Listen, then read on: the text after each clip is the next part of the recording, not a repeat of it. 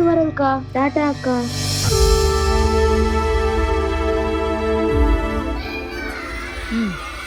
எல்லாரும் உட்காருங்க. மலர்,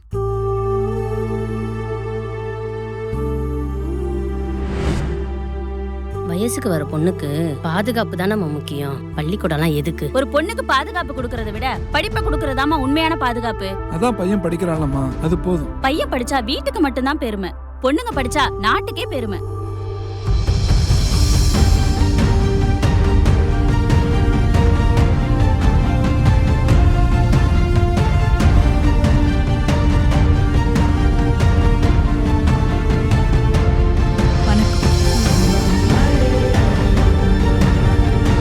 வெள்ளத்தனைய மலர் நீட்டம்,